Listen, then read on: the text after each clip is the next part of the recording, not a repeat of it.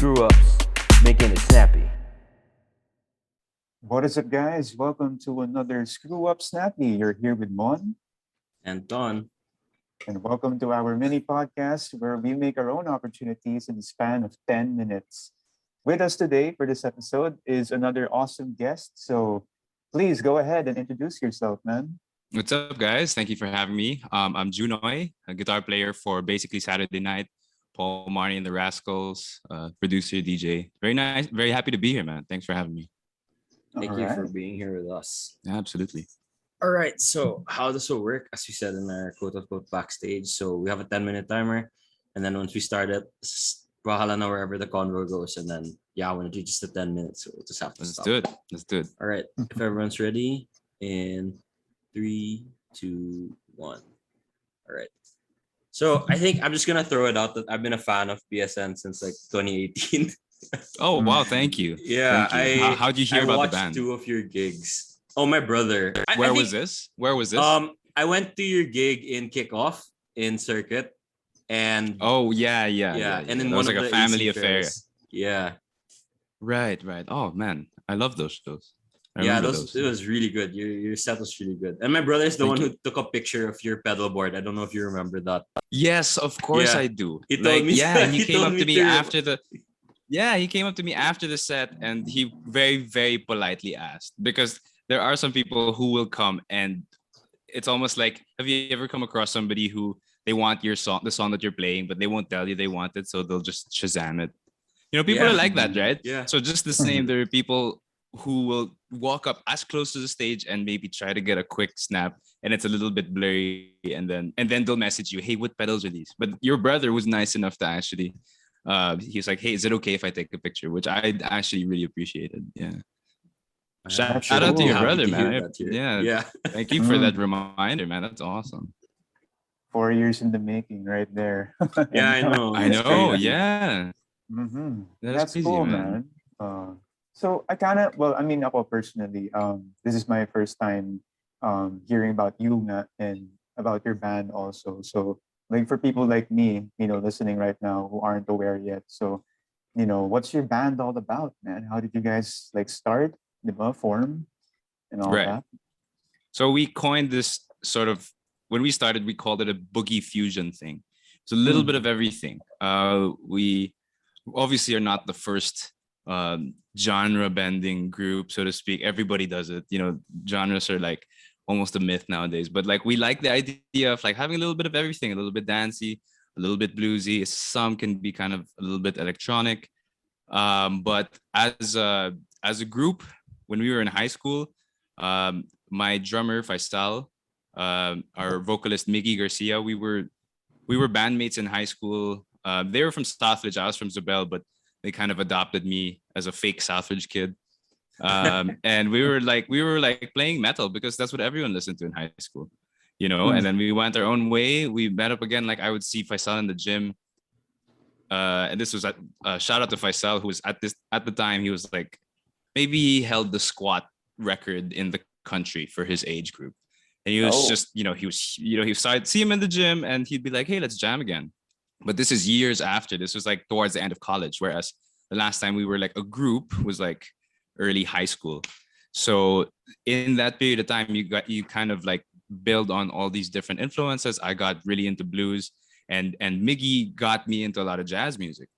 So coming from that already pre-existing relationship, bringing it in now with this so the same chemistry but with new influences. I guess basically Saturday night, it was this thing that we would get together literally every Saturday, Mhm.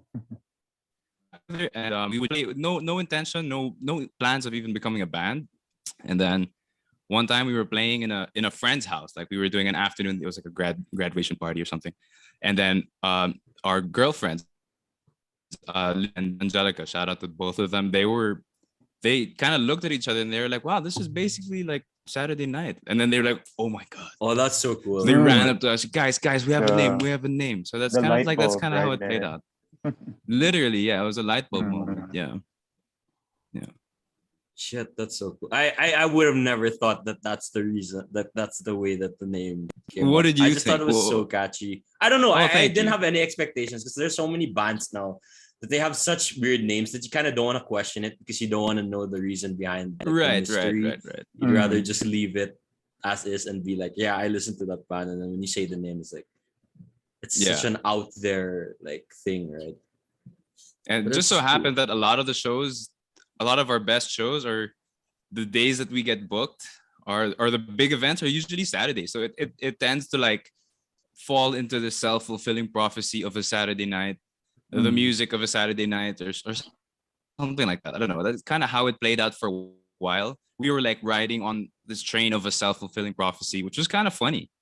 And really, really entertaining to be, manning the train as well. You know what I mean? Not just going along for the ride, but you're making some really cool decisions like along the way. You know what I mean? Oh Mm. yeah, for sure. And that's what makes Yeah. people kind of stand out also because it helps them to grow even further, right? Right. Yeah. Yeah. Absolutely. Yeah, and then I know last year I think you started putting out your own music, right? Because like you had your own EP also. Like I Right. gave that a Yeah. listen, it was really good too. It gave me Thank that you. reminder of listening to BSN. So I was like, yeah, this is like the Oh, guitarist. that's Like cool. this is the. So how did you get to, from doing stuff with a band to kind of wanting to put out your own stuff too?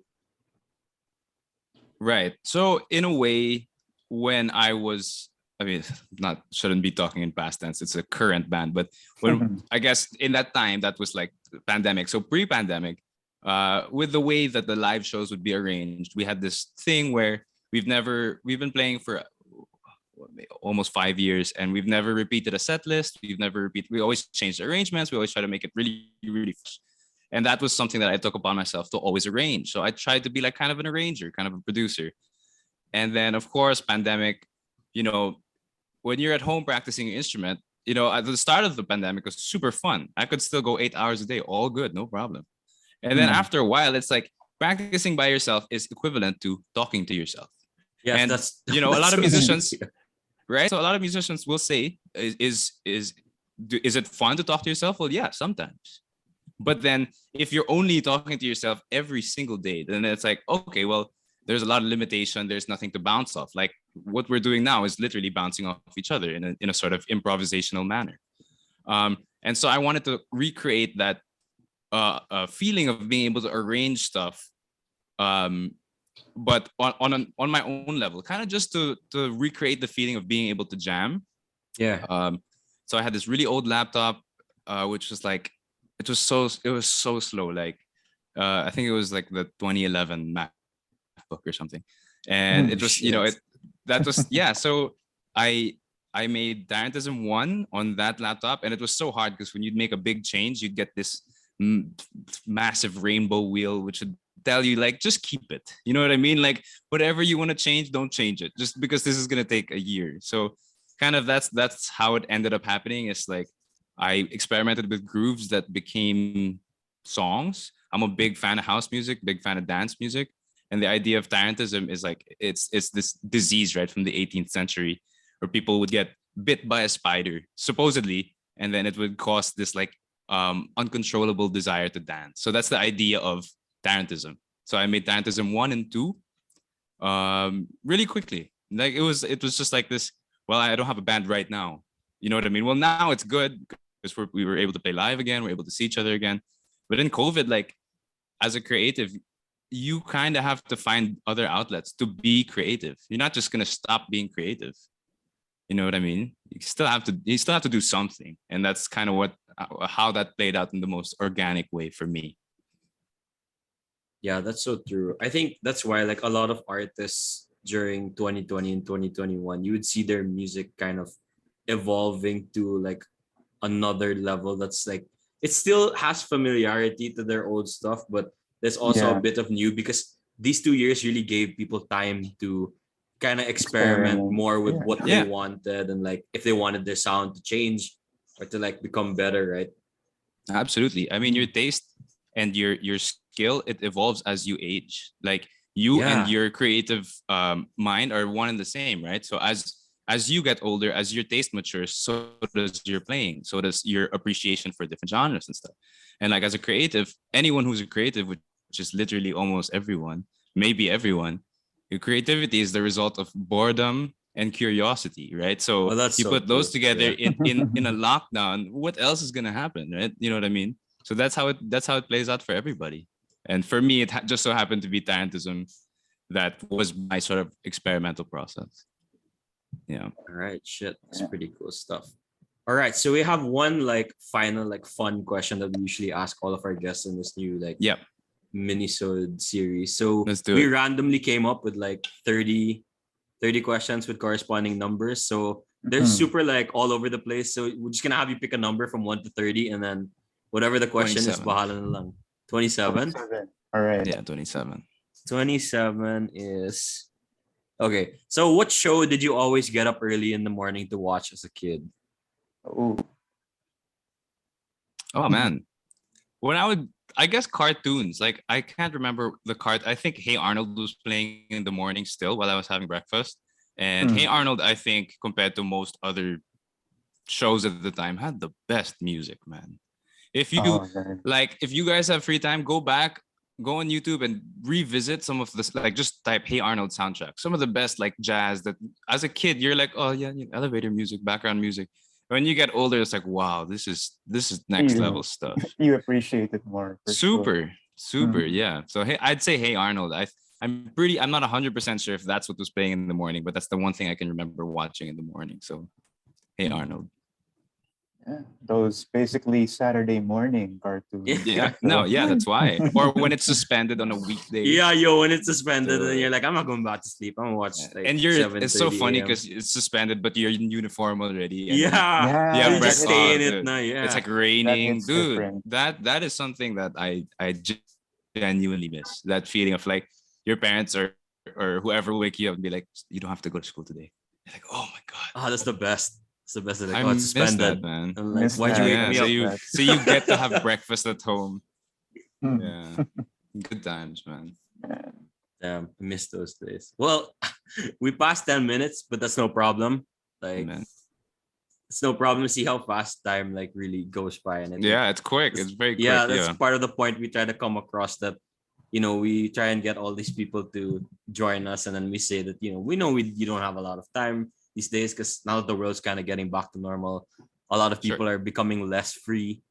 That's why it makes it like all the more special when we have people like you who just agree on the spot, like, oh yes, Yeah. I'll be here, and it makes us super appreciative. And Yeah, again, thank you Yeah. for having me, man. Makes for It's such such a a cool fun- concept because I've Of been on a course. couple of podcasts that are obviously a little longer, sometimes spanning almost 2 Yeah. hours. So Yeah. the contrast is cool. The contrast is very Uh, cool. we Or if appreciate anything, that. even if this is like 10 minutes, of course, we always give out the invitation to our guests to, return, maybe for another Oh, yeah. episode. Yeah. And, Yeah. we also I'd- have like the longer podcasts too, like the one you mentioned, the 2 hours and all that. So, No, that's Yeah, I cool mean- that you have that variety and you have that space to explore like mini episodes or mini-sodes and like really long Mm. ones. You'll yeah. get different answers out of people because it's almost like it's a game That's show. true. There's a bit Yeah. of I like there's that. a bit of I a like there's a bit that. of a clock on that. Yeah. There's gonna be no more and us. Right. There's no time for fillers. That's true. Yeah, man. Very exactly. Snappy, very so true. to say. Yeah. Yes. All right, but if you want to plug any of your socials, or I mean, Right. if your band has, If anyone wants to learn guitar, you can follow me on Instagram at Manalo Junoy. I teach guitar. And a lot of I guess for some reason, a lot of the clientele comes from Instagram because maybe Instagram is like this sort of visual diary for people. So if you want to learn guitar, you can follow me on Instagram. I have 2 EPs out, Tarantism 1 and Tarantism Volume 2. Our band recently released a song with Nicole Asensio called The One, so please check that out as well.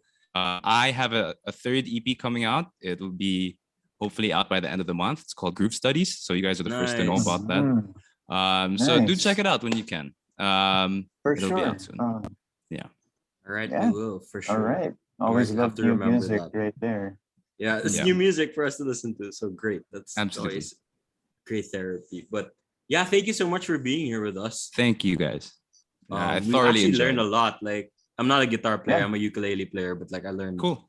a lot about, really what it's nice to hear other musicians talk about, that being in a confined space during COVID and having to kind of forcefully, but at the same time, it helps you really grow as you work on your music. Because you Right. really discover that there are things that you didn't consider before that you might like more now. And it's very Mhm. true. Yeah. So yeah, All part of the growth. thank you for Yeah, this thank critical you guys. lesson. Really. Thank Yeah. you, Yeah. man. Mm. All right. All This has right. been another Screw Up Snappy. We will see you guys in the next episode.